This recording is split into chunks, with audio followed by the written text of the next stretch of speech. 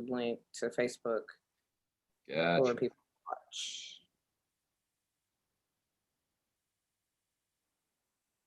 All right, we are live on YouTube. It's always like a delayed reaction from one platform to the next because YouTube is still loading. I'm gonna have to mute it. But how are you doing, Terry? Well, I've been on a diet for the last week, so not well. Get it out. Not Get it out. I am tired of all this. Just want to go back to eating pizza and drinking beer like a normal person. Yeah. But Where's the I sheriff? gotta look beautiful. So Who are you trying to look beautiful for? for the world deserves to see me at my best. God, do you know this? You should do that. You should do it for yourself, Terry. You For should do it. myself? Yeah. No, I hate myself. But the world deserves me. So, what did you do with yourself this weekend? This weekend, actually, I got some stuff done this weekend. Just generally productive. Hmm. How about that? Just productive in a general way. I wish I could say the same. I mean, I did some work on Sunday night. I spent about 3 hours drafting something. Um, I'm just gonna hit post, Mainly, and then I'm I stuck. can pay attention. Okay, we're posted to Facebook so people know. Terry, you can go ahead and start a watch party or whatever you do. Mhm. I know Rick's in the background listening. He can do the same so we can get as many people listening as possible. So, yeah, I didn't really do much this weekend. I stayed at home. I had a low key weekend. My best friend is in town from Spain. Um, she was supposed to leave yesterday, but her flight got delayed, and I need to call her and see if she's going to be coming back up this way or if she's going to stay in Broward or whatever. Hey, Boo, did you just lick your cat? No, he likes to rub his head against my chin. Oh, okay, okay. His whole deal. So Uh, it's that's basically good. back to the boring, day in and day out, working, spending our weekends working away. But it is not basic. It was anything but a basic week, I would say, Terry, right? I mean, No, that was one of the main things that I did this weekend was collect firearms and ammunition just in case, because it's not really like doomsday prepping anymore, if if it's true. So, it's like doomsday. But it's like I'm just sitting here like, well, I got a taser and mace, that's all I got. But yeah, I mean, it was crazy. Last week, what day was it? No, January 6th, Wednesday, Wednesday. last Wednesday, there was not an armed, but there was an insurrection on. No, they were armed. Some of them were. Okay, so let's call it an armed insurrection on our nation's capital, Congress. And Yep. we're sitting there watching as they're trying to certify Joe Biden's votes. And you're like, you hear yelling and stuff, and you're like, oh my God, did they get in? Yes, they got in and they terrorized that motherfucker. So that's going to kind of dominate our topics for this week because it's out of control, Yeah. Terry. Well, So shouldn't the it thing, dominate our topics? It's history making. This, it you is know what I history. It is history. I agree with that.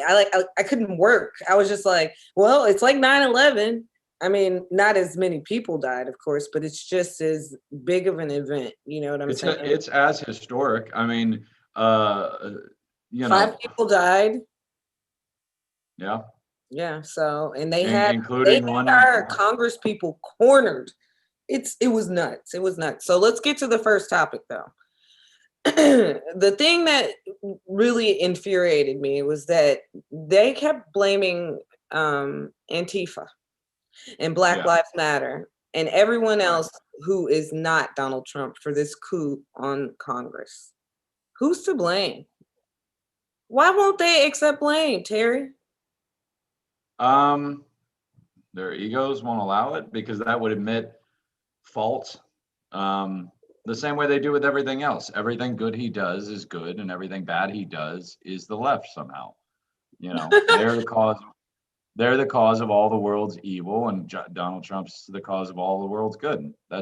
I mean, it seems like a simplistic way to think about it, but subconsciously, that's kind of how they do. Well, what was funny is like they used because people got into cosplay. Okay, it was cosplay. Yeah, And yeah, there dressing up were like soldiers that they never were. soldiers and like fictional characters. And so one guy had horns and shit like that. And he was screaming and he had all these tattoos, probably white supremacist tattoos all over his body. Oh, the QAnon dude. Yeah. Yeah, QAnon dude. And so there's a picture of this guy circulating, and they're like, he was at a BLM rally back in October, counter protesting. Counter Yeah, protesting. maybe. How are y'all? Yeah. Then they like, so they're like, there's no end to this. I don't know. I don't know why they do this. I think, like you said, they're just They're never gonna admit that their side's the bad guy. they're okay That's with the lies and deceit. They've been okay with it all along the way because they never would have supported someone like that if they weren't. well, I mean, that was one of the main themes of the last book I wrote was that villains never see themselves as the villain in the moment. They think they're the hero of the story. When you watch Star Wars, the Empire doesn't twist its mustache and go, we're so good at being bad. They think they're doing good by enslaving the galaxy. Yeah. They're like, we're bringing order. We're bringing order and peace by enslaving people. And you know what I mean? Because it's like at this point, you've got to really believe that. I mean, I assume this is what these people really believe is that this election's being stolen from them. Oh, 100%. 100%. I mean, you heard like even rational Republicans, like my sister last week, you heard her say verbatim when I said, was the election stolen? She goes, well, there was fraud, but there wasn't enough fraud to change the election. Okay, so why even mention it? Because they love straddling that line. They won't take a stance. This way they can be on both sides of the argument at once. That way they're never wrong. Well, I didn't say it was stolen. I said that there's fraud, and there's always fraud. Yeah, there's like usually 10 to 12 cases out of 150 million. So, yeah, it's almost not worth mentioning. What do you think? They But just like they mold that narrative just right into their own, like, to make it okay in their mind. But I think that, another reason Donald J. Trump is not being blamed, I guess, for this is oh, he's being blamed. he didn't go. He didn't go with them. Well, he's being blamed. He's They're definitely not being blaming blamed. him. They're blaming other people, Black Lives Matter and this or that. Well, when you say they, you're talking about his supporters. His supporters aren't blaming him. Well, he could come into somebody's house, take a shit on their dining room table, and they still wouldn't blame him. They'd be like, this is just a hoax by the left to ruin my table. I guess, we just got to chalk it up to a cult. And like, it's funny, just like the way they bend these narratives. I can't believe they tried it. They said that it was Antifa and Black Lives Matter who fucking stormed the Capitol when they did it. Well, it's 100% a cult. It 100% is a cult. They have an infallible leader who's above the law, who's above justice, and who is always right and always has their best interest at heart. I mean, that's you know what? cult. And like Nazis are riding his coattails like crazy. We just elected a fucking Nazi to Congress. Nazis did not just storm Congress. We keep electing them. Who's to blame? Well, we've had a Nazi in the House already. Keep electing them. I said. Yeah, Stephen King. There's a newly elected GOP Congresswoman, Mary Miller. She said that Hitler was right in a speech to. I watched that speech. I know it's out of context, but she said Hitler was right on one thing. He said whoever has to use has the future. Why the fuck invoke Hitler, bitch? Like, that's crazy. That's nuts. What are you trying to prove by saying Hitler is right? You blonde head, blue eyed motherfucker. Like, you can't do that. You just can't. You know what I'm saying? Yeah. People are gonna be like, you're a Nazi. So now we have this Nazi woman in Congress. Well, I can do the same thing. Hitler was right about quitting art school because his sculptures were shit. See what I mean? No, like you can. Why would you do it? Yeah, well, you do it Why because would you do it unless you were trying to incite? You know why? Like, come on. Yeah, why? Why did she do it? Who's to blame for us Okay, not even Because white. people in that Why situation, do we keep electing Nazis to Congress? because Because we have there are, Nazi constituents and they're like okay with this? well, okay, first of all, not Nazis, but white nationalists. You know, that's what Stephen King describes himself as. He describes himself as a white nationalist, right? Which is kind of a Nazi with a different name, but you know, we do it because there are certain parts of this country that are still racist as fuck. Like they still believe in, you know, white supremacy. It at the very root of that word, meaning that the white culture and white people are better than other races, just like that.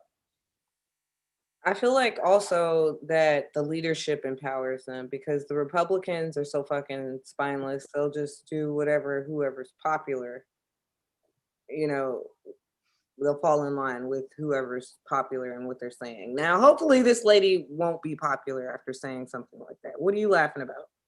What am I laughing about? You're saying a politician is going to follow a popular opinion? Of course they are. You know, like look at Yeah, what that's happened what on I'm look at saying. what happened on Wednesday. They have Trump they had a have bunch of support in the in the House and the Senate. I'm sorry for cutting you off. I'm gonna try to be better about that. Trump had a better Trump had a bunch of support from Republicans in the House and the Senate to try and overturn the election. Then shit went bananas. The whole country gasped and had its jaw opened. And then all of a sudden, majority of those people that were supporting it backed down. Why? Because the winds change and they go where the winds blow. That's all it is. They don't have souls. They sold their souls long ago. They Like sold their souls for votes and cushy positions of power. That's all it is. I mean, I always said that the people were going to rise at the serf. I've been saying it for years, decades even. The serfs will always rise up against those in authority. But I thought they were going to do it over, you know, the unfair wealth uh, distribution in the country, being poor and nobody looking after them or their lives. I didn't think they were going to do it just to keep a fucking moron in the White House. I mean, there has been other reasons to do it. I agree. There would be other reasons where I'd be on the side. They'd be like, well, they should have listened to the people's demands.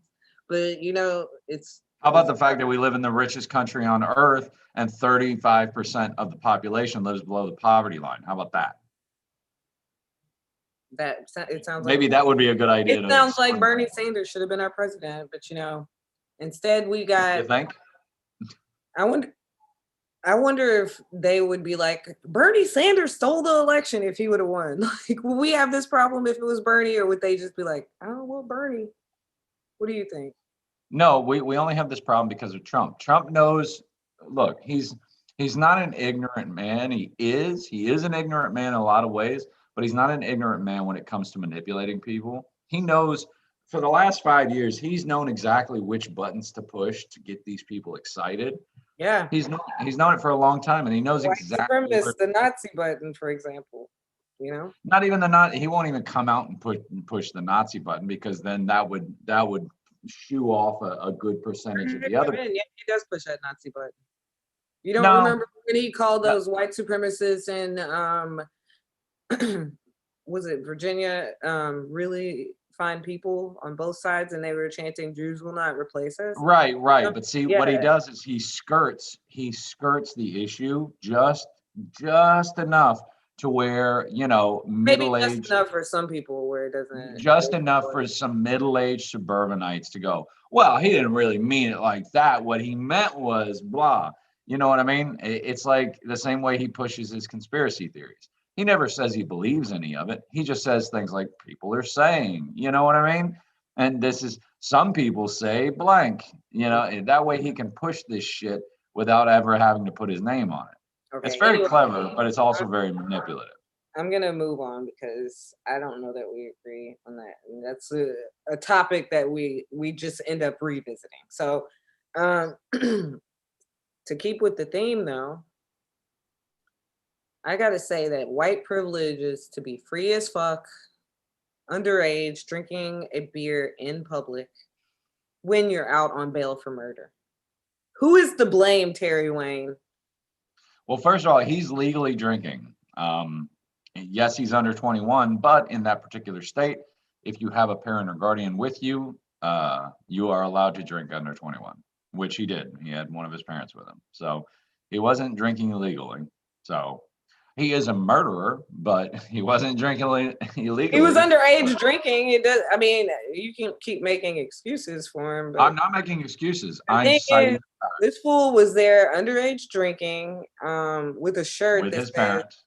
"free as fuck." Like, Yeah. man, that white privilege.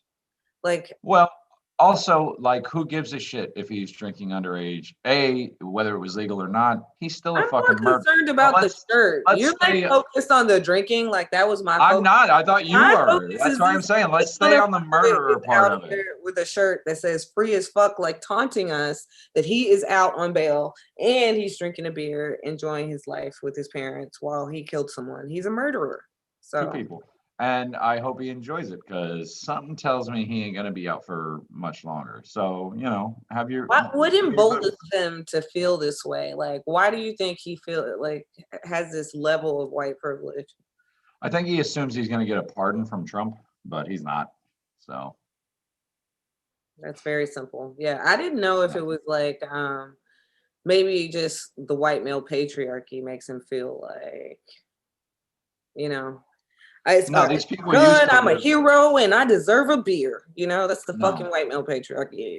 Through These people have always been there. They used to just hide under the sofa like roaches. But now with Trump in office the last 5 years, shouting all his rhetoric and telling them, no, it's okay to be this horrible thing that you are. Now it's like roaches, but the opposite when the lights come on. They all rush out and they're like, oh shit, we're safe now. Our guys but there's all these shitty people have always been around, man. Always. They just used to hide. yeah. Yeah. I guess. I don't know. I feel like maybe his parents would even step in and like humble him a little bit. Like he needs some humility. I'm sorry. Or he just thinks he's Parents are a hero. probably the ones that indoctrinate him into this bullshit. I Yeah, doubt like, that they that's what feel I'm saying. He's differently. just being treated like good old boy. Here, have a Yeah. beer. Usually 17-year-old kids don't go hard into conservative right views unless they've been taught that. That's learned behavior. I just know this motherfucker would have been at the siege on Congress with his gun probably had he not been in trouble right now. He Yeah, and would if he was black, he'd have probably be dead in stimulus. the scene in Kenosha. He used his stimulus to buy his gun, then he'd be using his stimulus to get his ass up to DC this past week. So it just sickens me. It really sickens me. But but what is maybe slightly, I say slightly promising, is that social media is finally doing something about right-wing extremists and banning them off of social media. Who's to blame? Who's to blame for them getting banned? Obviously, they're to blame for getting banned. The thing that I find the most interesting about that is the response, because these social media companies are coming out and they're saying, oh, okay, we're banning anybody who's showing themselves to be either a Nazi sympathizer or supporter or a white supremacist or a racist or and they keep going down the line, and then all of a sudden all these people online are going, well, see, their conservative voices are being silenced. It's like, you realize what you just admitted to, right? Like, you literally just said those are our voices. Exactly. Because this whole time you've been saying, well, that doesn't Voices represent us. And now that they're getting banned, you're like, hey, don't ban us. So, yeah, I don't know if it's just, I think it's because like social media knows that they've been allowed to organize on their platforms. And, I think that they are trying to avoid lawsuits, to be honest, because they're capitalist companies and they can ban people off to avoid lawsuits. It's the American way. Like, it's just like politicians. They can feel the way the wind is blowing. And once popular opinion sweeps away from you, you can either lean in to your position or you can change your position. And the corporations are the ones that are quickest to do it. Because I mean, look at what's happening now. Corporations are now pulling all their support for any politician who supported overturning the election, not just Trump, but Cruz and Holly and all the rest of them. Good. You know, like I heard someone say like, that bastard did it. He made America great again, you know? And as long as, you know, as long as by doing, you know, banning these people from these social media platforms, they stop it from happening again, which I don't think I think it's going to happen again by the next show. We'll be talking about it again. And then even after that. So, well, just think about this for a second. How crazy is it that the president could launch a nuclear missile strike tonight if he wanted to, but he can't post a tweet? I mean, who's really in charge when you think about it? That's kind of morbid. That's scary. Yeah. That's scary. Yeah. Oh my God. That's so scary. You got me so shook. I need company. Twitter won't trust him with 150 characters, and we trust him with the fate of the world. I'm gonna bring in our guest on that one. You got me shook. Oh my God. Why don't we go ahead and welcome Rick King? He is our guest. It's Rick King, Esquire of R.E. King, PA, former West Palm Beach lieutenant and former PBA. Fancy. And also Court TV star, right? Mm-hmm. That's right. Do a couple of episodes a month on Court TV. We got all these comedians, and you might be our biggest celebrity, Rick. That's right. So, Rick, tell us about your career in law enforcement. You worked here in West Palm Beach, and you've told me some interesting stories about your time here. Like, it used to be a lot more dangerous here, right? Yeah, I mean, I think law enforcement has changed over the years. I did 20 years with this, just about 20 years with the city. I did most of my career in narcotics. I was a street narcotics agent, and then I did time in our organized crime section. I did 4 years with the DEA task force. I came back, got promoted to sergeant. Was the sergeant of the street narcotics unit. And then I went to the detective bureau. Actually, I got promoted to lieutenant, was a road lieutenant for a while. And then I went to the detective bureau as a lieutenant in charge of the detectives. Yeah. Yeah. So it was. Go ahead. So how police work has changed over the years. And the one thing that I will say that I say for myself personally is that if you're the same person that you were now as you were 20 years ago, or for me, almost 30 years ago now, then you're an idiot. So over those times I've grown.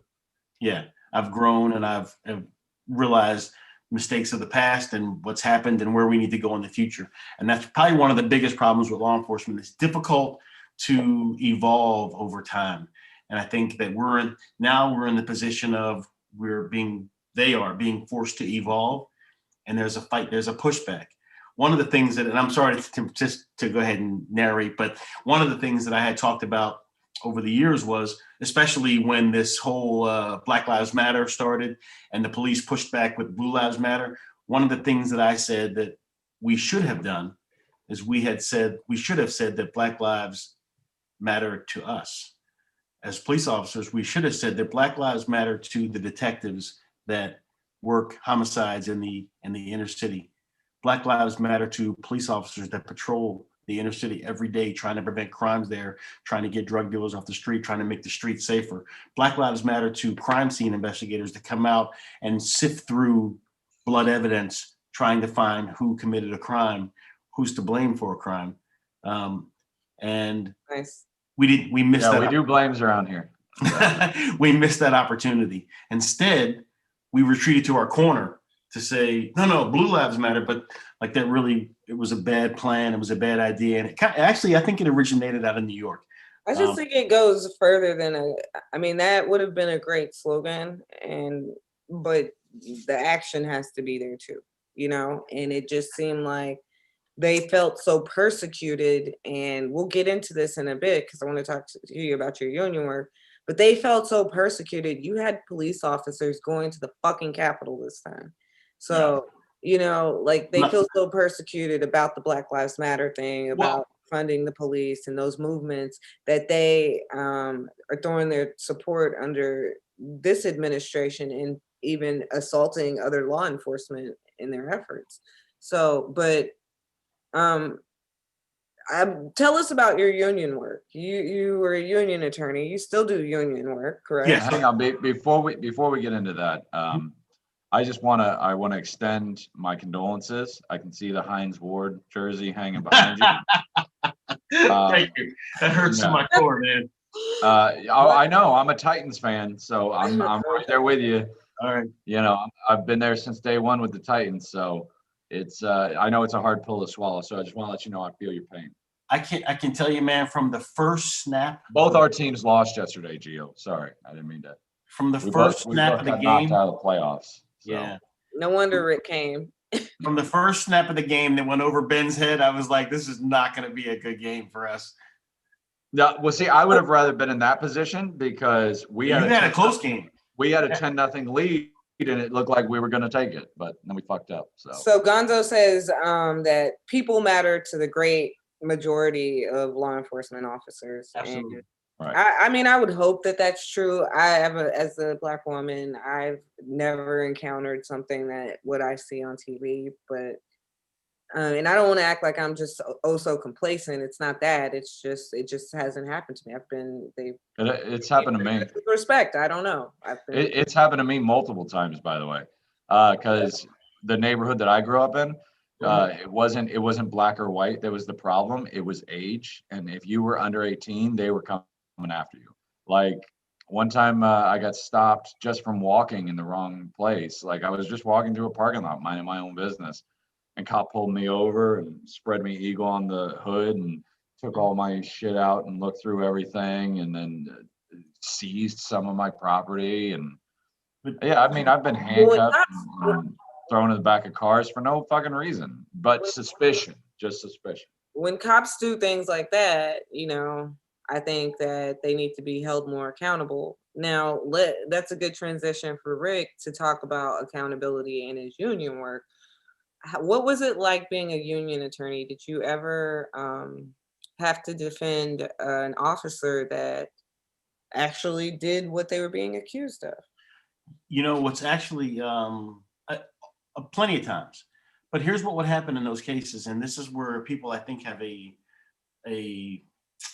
skewed opinion of what the union lawyers actually do and what the union actually does. Yeah. So there are plenty of times when I've represented officers who did exactly what that they have alleged that he did, and in those cases, the officer. Now, there's never been anything like I murdered somebody or I did whatever, but generally speaking, the majority of the cases that are handled by union lawyers are administrative policy violations.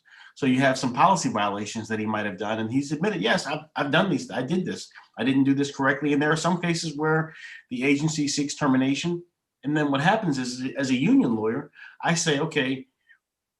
When you're looking to terminate someone, you're saying that this person can no longer function in the role of a police officer. You're saying that whatever they did was so egregious, he can't overcome it, and he's lost the respect, the trust, whatever it takes to be a police officer, he can't do it.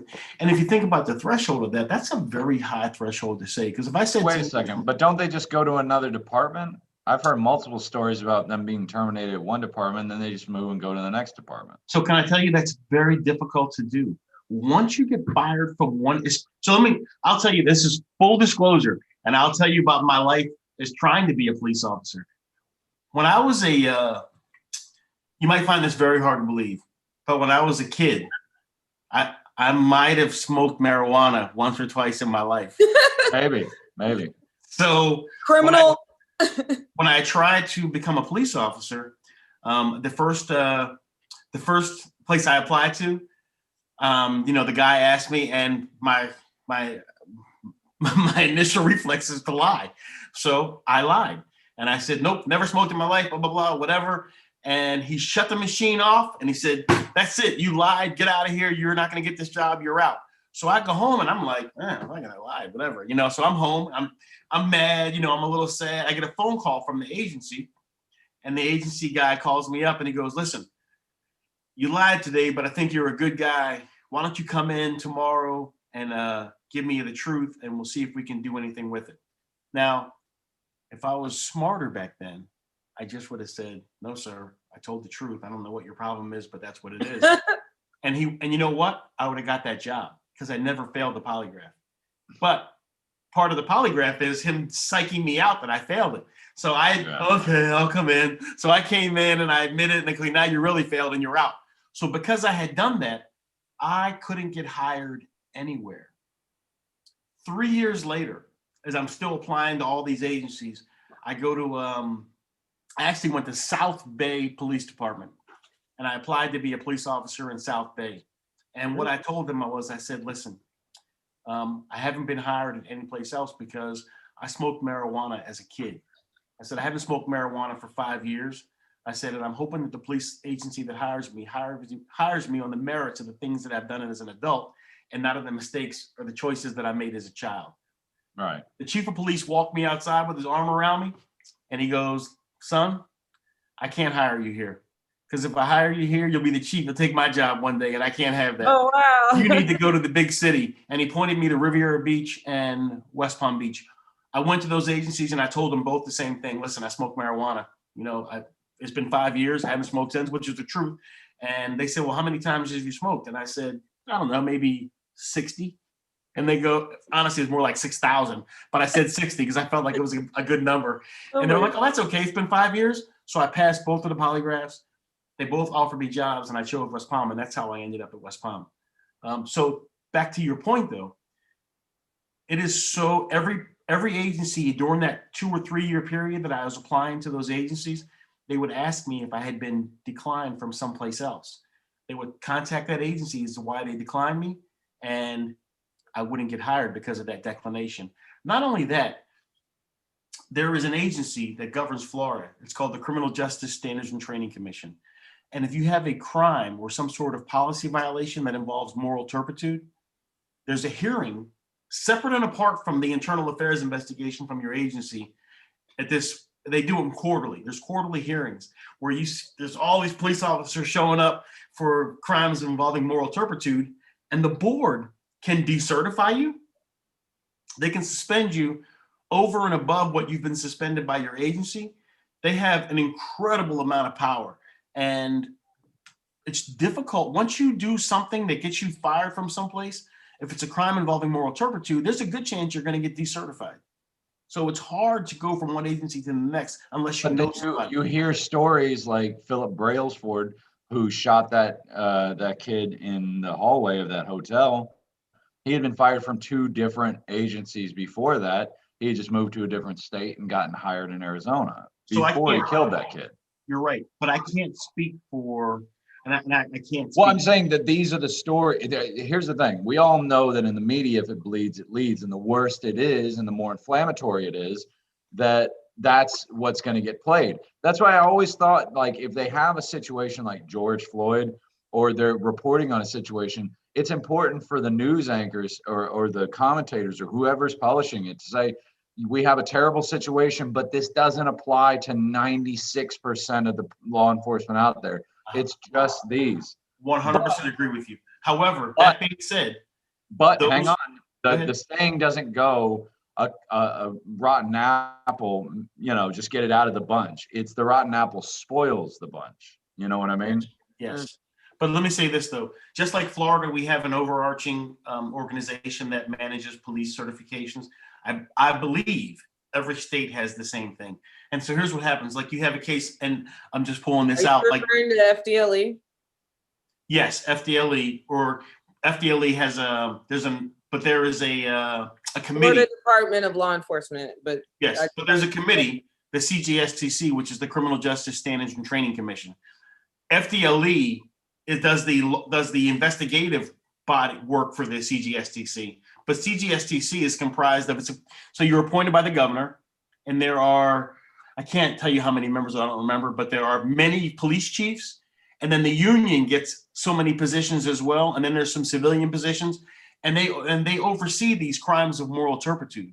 And there are some things that happen just because that's the way we've always handled it. For example, if you're a police officer and you get a DUI, there's a good chance you're going to get fired from your agency. You may get fired. However, A good chance. yes, there's a really good chance, almost 100%. But there is a Hopefully. but when you get to CGSTC, you're not going to lose your certification. For the first time DUI, you're going to get intervention and probation. However, second DUI, it's a wrap. You're decertified, but you get one. So Yeah, I mean, people do make mistakes. yes, yes. But I don't know. I don't know that that's where the Hey, problem. if I get a DUI, I'm losing my license. What license? I'm a home and building inspector. So if I get a DUI, they pull my license. I'm gonna call bullshit. I don't believe so. Okay. Yeah. I It believe depends. I believe that I you'll guess get if it's a minor or a major, Yeah. if I get a felony, they you pull get a my felony, license. you're out. And same with a police Yeah. officer. If you're arrested for a felony as a cop, let's say it's a felony DUI, you kill somebody, whatever it might be, you're out. You got a vape But you pen. just, I'm sorry, go ahead. I said you got a vape pen because that's a felony. If it's a vape pen and you get caught with that, it's a felony for a cop. You're out. That's crazy, right? It's pretty harsh. I think it was interesting because like cops, I almost feel like please smoke weed on when y'all are not working. You know what I'm saying? Cannot. No, they need to. They need to. For their mental health. but they can't because so there's still a federal marijuana law. I So know. because of the federal law, cops can't Yeah. do it. Even if they like, there was a big deal came up years My ago. point is, I think that that's stupid. I think they should be able to, like, they can drink. I think they should be able to smoke weed, and I think it probably would benefit them, in my opinion. But years you know ago, what? Before I don't we- know if I want cops paranoid. All right. Everyone doesn't get like you when they smoke weed, Terry. No, I'm saying no. Look, side Terry effect doesn't of smoke weed. prolonged use is paranoia. But I mean, Years I get ago- it, but I don't know if I want anybody armed to be that paranoid. So. Years ago, No, when I'm they not came out saying with I the- want them smoking weed on duty, Terry. I'm just saying, like, when they get off duty after they've been carrying their gun and maybe didn't use it, like, let them have a joint to unwind, like they would have a drink. Jesus. same problem. There's a problem with that though, and here's how do you govern this? I smoked yesterday, and then I go to work tomorrow. But tomorrow is when I get to work, it's my random drug test. As you know, I'm guessing you guys Well, know, don't marijuana disqualify them for THC. That's how.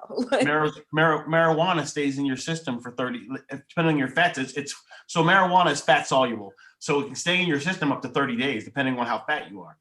If you're very thin, yeah, and but you drink a lot of water, don't make it a disqualification if it comes up in your system. Well, don't It's they- not don't one of the they have a- drugs that you're looking for? Because you know what? Cocaine only stay in your system for 2 days. You could be a fucking cokehead, and you that's know. not true. Cocaine is water soluble, and you can wash it out. So if you keep drinking water and piss and run, whatever, you can get rid of it. Marijuana's not leaving that way. That's what I'm Yeah. saying. Like cocaine, I'd rather my Well, cop that's do what it. she's I'd rather saying my is cop you be can on be- weed than cocaine, because cocaine he's you more can be a likely to fucking cokehead. shoot me, right? Like, It's what she's saying is she's agreeing with you. She's saying it's easier to be a cokehead as a cop and not get caught than it is True. to be a pothead. And Very true. and that's a but don't problem. they have rapid They have tests guns. Like, for THC? Like, haven't they been using those in some places for to see DUI testing for marijuana use? Isn't that what I heard? So I can only talk about Florida, and we don't do Okay. that. We don't do that in Florida. Well, no, they've been doing it in places where it's legalized recreationally, like Colorado, Washington, But if you California. take a rapid test, how do I know that the marijuana that you're testing me for hasn't been there Rapid for test. 22 days? a rapid Meaning- marijuana test? Meaning they can test that if you've smoked in the last 8 to 10 hours. I don't know of any test that can do that. I don't No? know. Okay. It's not like you would stay high for 8 to 10 hours. You could You smoke. wouldn't, Yeah, but it's in yeah. your system, and they can't tell So I whether it's in can't your drive Well, it system. depends on how good the shit is, but. Whatever. I don't. Anyway, Well, actually, I can, here's the thing, I can relate. You were talking about your police testing in the beginning. I was almost on your team I knew when I was Terry, younger. so Yeah. I knew. Well, there's a point that I want to make. I tried to join BSO Okay. back under Ken Jenny. You remember him? I do. That crooked son of a bitch. I do. I tried to join BSO. I did the TATA test. I did the agility, all the water, all the swimming shit, and all that. And I got to the testing. I mean, to the interview phase. And I'm assuming you were talking about the poly. I didn't make it past the where they have you sit down with the panel. Yeah, the oral panel interview. Yes. The oral panel. I never made it past the oral panel because Ken Jenny put in. I had kind of a lead foot when I was a teenager, right? And so I had a bunch of speeding tickets, but I was smart enough to go to like one of these ticket clinic joints and have them thrown out. But Jenny enforced a rule that said they always take the cop's side regardless of what the court says. So they counted all the points against me, and they were like, "You got too many points in your license. You can't." What year was that? This would have been 2001. Okay.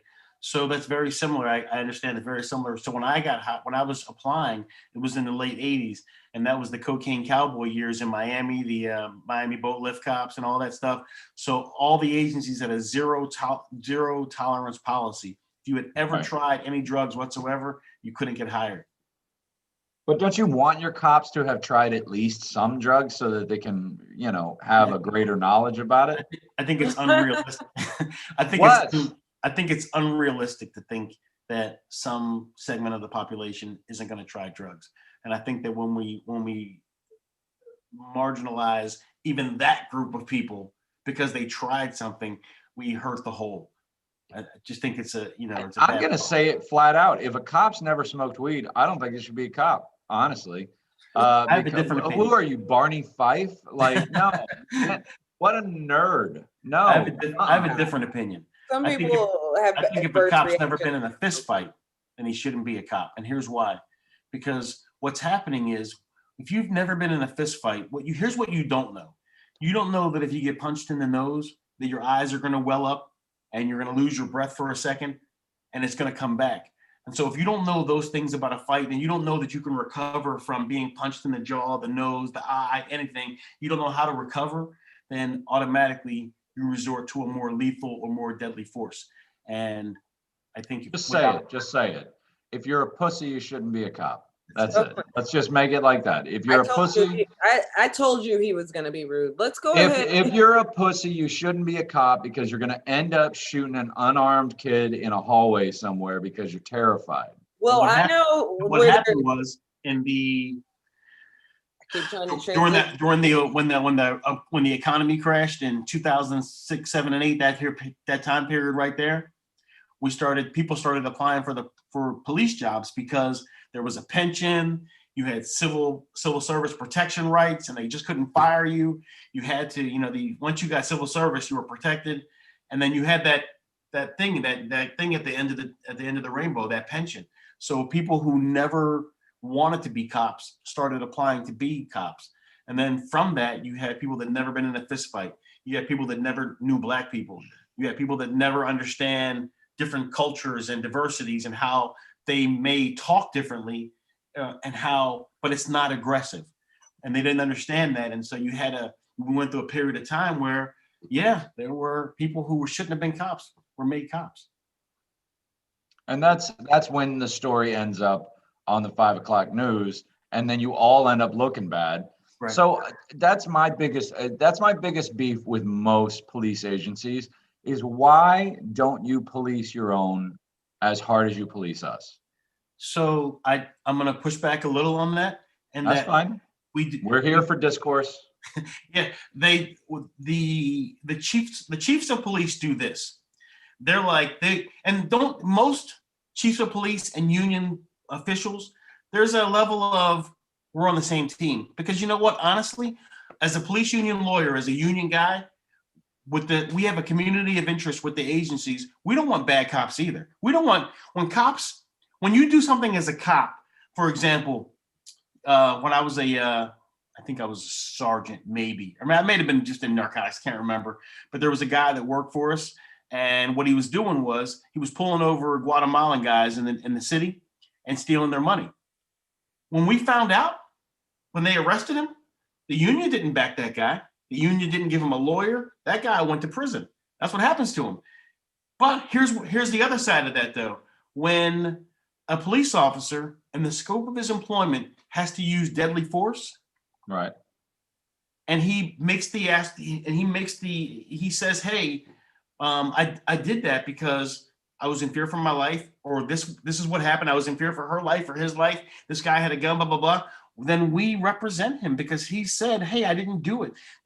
He says he's innocent, or he's at least not guilty. So that's when let me put, I don't want you to get the wrong idea, me using broad strokes. Let me put a finer point on that.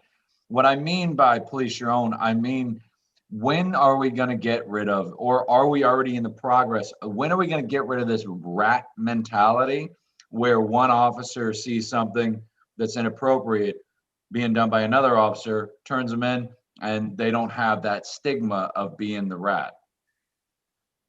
Yeah.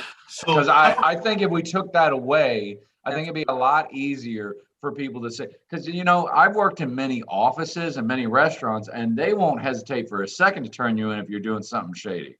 They won't, but a cop will, because they don't want to be the rat. Is that right or wrong? You're right. I can't argue with you. However, I will say this: I've been involved in a couple of cases where, with the implementation of body cameras, Officer Jones is not going to go to prison for Officer Smith. And so Right. Officer Jones is going to say, hey, this is what I saw that happened. Because here's what happens and more so often when the feds get involved. When the feds get involved, they invite you for coffee.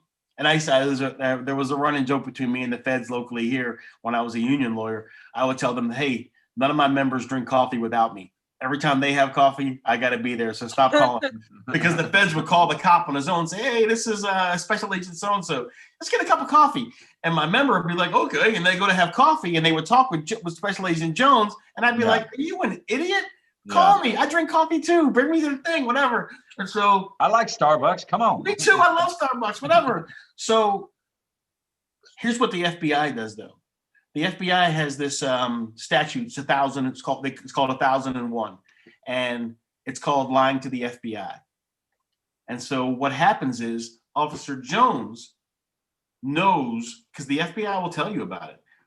When you sit down with the FBI and you lie to them, and whether they can prove it or not, whether they believe you lied to them, they're coming back at you with 1001, and you're going to get arrested. So what happens is, there's a lot of high-end politicians right now in prison for this shit. Yes. Yeah, So what happens is these cops are going, listen, bro, I love you, man. We bleed blue, you and I together, but man, I got a family. I can't go to prison for you. So I'm going to tell you I got to tell them what I saw. And that's what they do, because there's no way to get around it in that. And beyond that, man. But why isn't there a morality? Why isn't there a morality, a responsibility to the position and the oath and the people that you have been given authority over, to say, I don't give a shit if you're my friend. If you're doing something nefarious on the side, or you're hurting somebody, or you're taking liberties with your position, it's on me to police you as much as I police them. And here's what I would say to that. In cases of where you're stealing from people, where you're you're robbing people, you're doing whatever. Excessive force was what I was looking for. So in excessive force, it comes down oftentimes, and this, I'm gonna keep it 100 because we're here on this podcast. I'm gonna tell you, right. I'm gonna keep it 100 with you. What happened? That's a judgment call. If you and I'm arresting you, and you're not handcuffed, and we're tongue wrestling, and I'm trying to put you in handcuffs, and you're fighting with me, you're gonna catch these hands. We used to call it I had a friend, and he used to tell the guy, listen, you can get a 2-piece or you can get a 3-piece. I don't know what you want right now, but if you fight with me, you're gonna catch this 3-piece right now. Or they call it a short stack. They call them pancakes. You can get this short stack of pancakes if you want, or you can put these handcuffs on. They would give them a choice. That sounds like toxic masculinity. Is what that sounds like. Sound like old man speak for like, I'm gonna whip your ass. Yes, It pretty much. is. That's what he's saying. He's saying, I'm gonna whip your ass. Do we have another person on the podcast? I like the long stockings. I don't know what that's all about right now. with I those- know. I was thinking the same thing. Keep those thoughts inside, man. Different day and age. You know? It's a different day and age, man. They trap. You're in a position of authority, you know. Wait, right away. Okay, so That's how they glad got you stepped Giuliani in into that the hotel screen room. because Exactly. maybe I can control my podcast again. I wanted to talk to Rick about like this fucking insurrection and police officers. You got police officers going to the insurrection, what the fuck? And then you got the police officers who actually like Reynolds, or I can't remember his name, but there was one that like misled some of the insurrectionists so that they could protect the Congress people. Eugene Goodman. Goodman. Yes. So here's what I'm going to tell you. So I love your the phrase "who's to blame," and let me say this. At the end of the day, what happened to, and this is the opinion of Rick King solely, what happened at the end of the day is that you had a president who, I don't know, every time he spoke, he talked about, you got to love your cops. We support our cops. Love your guys in blue, blah, blah, blah. And he said it every time. And then he would do things like when there was a shooting, various times or whatever, when a police officer was shot, he would call to the family. He made calls. And so what happened was he developed a relationship with cops. And the bottom line is Donald Trump didn't love cops. He loves the fact that they arrest Black and brown people because he doesn't care about unions. He doesn't care about collective bargaining. He doesn't care about any of that because he's had unions in all the businesses that he owned. He didn't care about any of that. He loved the fact that they arrested Black and brown people. But what happens is just the same divisiveness that is within our nation exists within our police forces. The admiration, or whatever you want to call it, for Donald Trump is divided against the color line in police agencies as well. It's the same thing. You're going to get a couple of Black cops that be like, yeah, Donald Trump, because he says, hey, we love our cops. And he talks about loving them and whatever, but he's not doing anything for them. And then also you have the residual effect of anytime, especially, and I can speak for Palm Beach County, when he comes in Palm Beach County, those deputies are making money because they send, 100 deputies in security details for them. So they're making time and a half around the clock. They're all making a bunch of money. But will he pay the bill though? Yes, but does he have to? Does he have to? Because the county's got to pay it anyway. So with the county's on the hook to Donald Trump, not the cops. They're not waiting for a check from Don. They're going to get their check from the county, and it's coming. The county's paying it because it's time and a half. So, like, for example, if a cop goes to work for Publix for an overtime job, Publix gives them a check at the end of the night, or they give them cash, whatever it might be. When you work time and a half, You're talking about detail work. yes, that comes from your employer. Yeah. So the county's trying to get the money back from the U.S. government. They've already paid it. So those cops are getting their money. So as a cop, especially if you're a young cop, less than 10 years on the job, you want to get your money. Rowan Gauntz. What? Does anyone know a Rowan Gauntz? He just asked for the Zoom code, and I just told him to put his comments in the room. Is that it? Either? I don't know anybody. No, me neither. So when you're a young cop, you want to get your money from Publix or wherever who's paying you cash, because the overtime rate for a young cop is less than their time and a half rate. Is more than their time and a half rate. Once you get over a certain level, like let's say 10 years is the level, your time and a half rate well exceeds the overtime rate. So you want to work time and a half. So all these older cops are working the Trump detail because it pays time and a half. If I'm a topped out cop, let's say at top out, I'm making, $80,000, $85,000, and I'm getting time and a half. I'm making bank working Trump. And I'm loving the fact that Trump is the president and he's here in Palm Beach County where you can make money. And you got to remember, this is the thing about elections. Every police officer that you know probably controls 4 to 5 votes, at least. Isn't there a little guilt though? Yes, you're getting your money, but isn't there a little guilt knowing the hundreds of millions of dollars that it's costing the country to fly this idiot back and forth to Mar-a-Lago and keep a security detail going? And I mean, isn't there some guilt? I wish there was, but there probably isn't. There isn't. I know. It's a bummer. But by and large, man, I'm going to say this. Disagree. We're going to disagree on the. You said that that Trump says he loves cops because they arrest black and brown people. I couldn't disagree with that more. Trump says he loves cops for the same reason that he says he loves soldiers.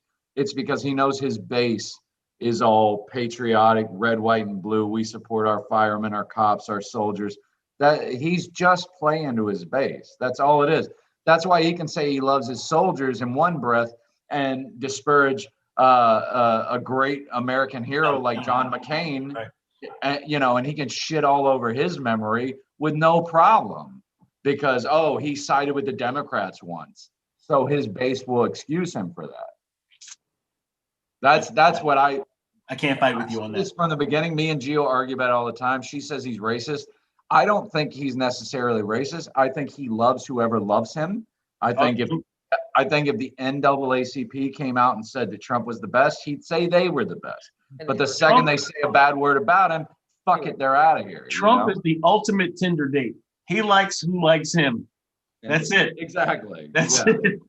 He loves who loves him. He needs that love because he didn't get it as a child, and he needs it now. This is less about race and more about psychology. We're a long way away from comments regarding the insurrection and the cops' participation. Sorry. Both ends. Oh, okay. I digress.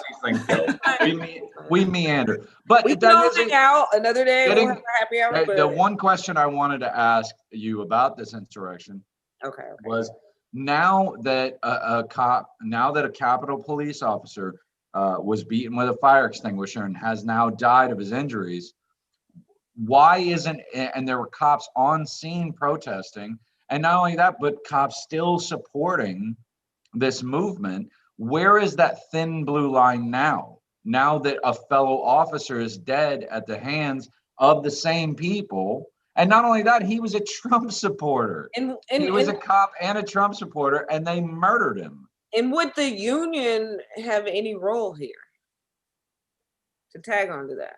So let me back up. Let me hold the union question off to the side for a second, and let me answer the first question. Listening to Trump supporting police officers, they say that wasn't them. They say that was Antifa, that was BLM. And I don't care how many times you prove to them that the guy in the Viking hat, because, they show the guy in the Viking hat and they show the other guy with the beard, I don't know his name, whoever they are. They show them on the website, hey, they were on the BLM website, but you don't scroll down to see that they were on the Nazis. The Nazis we've identified. You know what I mean? It's crazy, man. And they will come up with any excuse they can come up with to say that wasn't us, that was somebody else interjecting, that was whatever. Because to admit that would mean to admit that their movement fucked up, and if it's not 100% perfect, it's not worth police officer. I'm sorry? I said, and killed a police officer. Yeah. So here's the thing that, and I said that somebody else said this, I can't take credit for it, but they said it earlier today. If you're in a movement and you look next to you and there's a Nazi on your side, you're on the wrong side. Right. You know what I mean? And so I've said that myself many times. And so at some point in time, police officers are going to have to look to their right and see, hey, that guy's a Nazi, or he's a white supremacist, and they're going to have to realize that they're on the wrong side of history. Right now, they're delusional because of, again, they've fallen under the spell of the rest of the cult, and And I agree with you earlier when you said this is a cult. That it really is. It really is a cult. This is Yeah. Jonestown on a political stage. I That's think all if it Don, is. I think if Don has some Kool-Aid, there'd be a lot of fucking dead people right now. Ooh, Uh, yeah, you're right. You're right. Please don't get me started on that, because then Let's I'll not get go me started morbid on maybe again. there should be. That's a good time to transition to the blame game. Plus, I've got to use the bathroom, and we're at an hour. And Well, I it's know you all were about worried you about. then, Gio, I I guess. know you were worried about dinner, Rick. So, it is not all about me. I threw Rick in there, so fuck off, Terry. Anyway, so during your career in law enforcement, Rick, you did not have to use lethal force. Who's to blame? You know To what? blame? There's no one to blame for my not having to use lethal force. That's a situation. There's probably 90% of the cops that I've worked with, 99% of the cops that I work with have never fired their gun in the scope of their employment. There's probably it just doesn't happen all that frequently, as frequently as you would think when you look at social media, because you're talking Right. about different, if you think, I used to tell people this. Let's say there's 500,000 cops in the world, and let's say they have one encounter with a person per day, or let's say two. Let's say 1 million encounters per day. Less than 1% of those encounters end up in the cop firing his weapon. It's just not something that happens with any frequency. It just doesn't. And so there's no one to blame. It just doesn't always happen that way. There's been times when I've been close. I fired my gun one time, and you're not going to like this, Gio. I fired it at a dog because the dog was attacking. And I fired it over my shoulder as I was running. Did you kill it? No, I missed it. I didn't. Oh, good. I couldn't hit the broadside of a bar. I'm a fucking terrible Well, thank shot. God for your shitty. No wonder you didn't kill So- it. No, but, Well, see, and that's my thing. I said that. wait, no, that's who's really to blame. It's Me. that you're fucking terrible Yeah, shot. shoot. That's why you never killed it. he's- I posted that last year after the George Floyd thing. I said, if all these people getting killed by cops were dogs or puppies, there'd be a much bigger outcry. Yes. greater outcry, because everyone loves a cute golden retriever, but The sad state of we don't affairs we're talking about. subconsciously we don't have the I same. just For- want to say that's a sad state of affairs when people like the golden retriever rather than the black person. But whatever, we'll move on from that. I'm not even saying a black person. I mean other human beings. Because I can cite, like I just cited Philip with Yes, the we know hotel they kill shooting. white people too, Terry.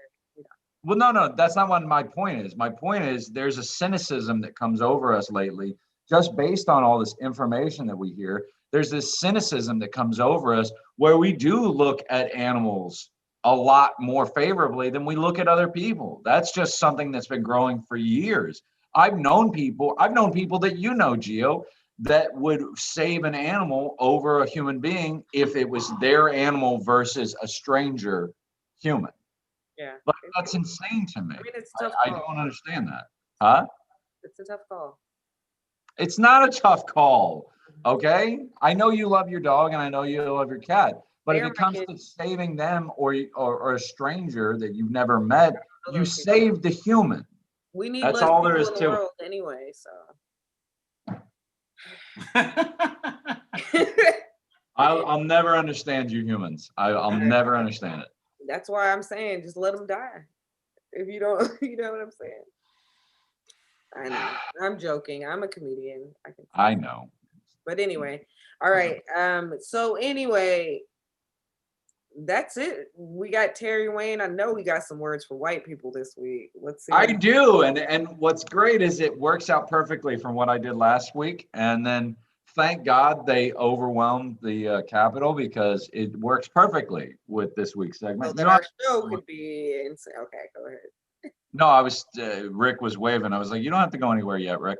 Like, Okay. we're fine. We I didn't know. still like having you can around. stay here and listen. No, to this me. is, I'd like to I know thank you're Rick not for, white, but it's entertaining. yeah.